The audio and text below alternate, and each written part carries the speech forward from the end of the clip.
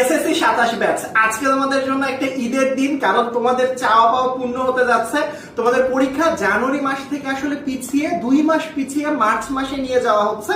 দেখো আমি একটু পড়ি, এখানের মধ্যে দিয়ে দিয়েছে 2027 সালে এসএসসি পরীক্ষার সময়সূচি ঘোষণা এবং শুরু যেই দিন থেকে। আমরা যদি এই ওয়েবসাইটটা একটু ভিতরের দিকে যাই, দেখো এখানের মধ্যে আমাদের জাতীয় শিক্ষাক্রম এবং পাঠ্য পুস্তক বোর্ড থেকে আসলে এসএসসি পরীক্ষার সময়সূচি 14 মার্চ 2027 তারিখ শুরু হতে যাচ্ছে, যেটা আসলে শুরু হবার কথা ছিল আসলে জানুয়ারি মাসের 7 তারিখে, সেটা আসলে মোটামুটি মার্চ মাসের 14 তারিখে নিয়ে যাওয়া হচ্ছে। 2 মাস 7 দিনের মতো পিছানো হচ্ছে।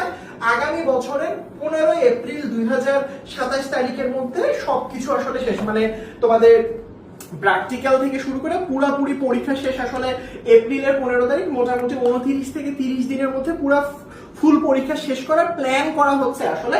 সো আমরা যদি বলি যে তোমাদের পরীক্ষা যেহেতু পিছিয়ে যাচ্ছে, এই রিলেটেড এখনো ডেট কোনো কিছু আসলে দেওয়া হয়নি, তবে খুব শীঘ্রই ইনশাআল্লাহ যতগুলো বোর্ড রয়েছে, 9টি সাধারণ শিক্ষা বোর্ড সেই এবং মাদ্রাসা বোর্ডও কিন্তু প্রযোজ্য আসলে।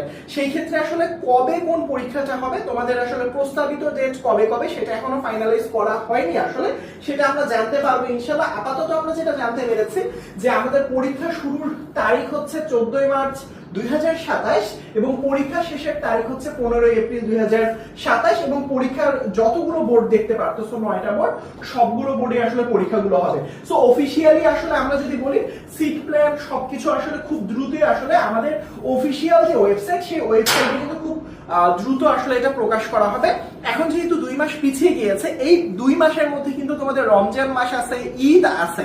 সুতরাং তোমরা যদি মনে করো এটা অনেক সময়, এখন পরে গিয়ে পড়াশোনা করবো, তাহলে কিন্তু পরে পস্তাতে হবে বাবারা। রমজান মাসে তেমন একটা শরীরে এনার্জি থাকে না, পড়াশোনার স্পিড অনেক বেশি কমে যায়। সেই পড়াগুলো তোমরা জানুয়ারি মাসে পরীক্ষা হলে যেই স্পিডে পড়াশোনা করতা, সেই স্পিডটা ধরে রেখে আসলে পড়াশোনা করতে থাকো। তুমি যে 2 মাস সময় বোনাস পাইলা, সেই সময় বেশি করে টেস্ট পেপার, বিগত বছরের বোর্ড প্রশ্নগুলো সলভ করে ফেলো।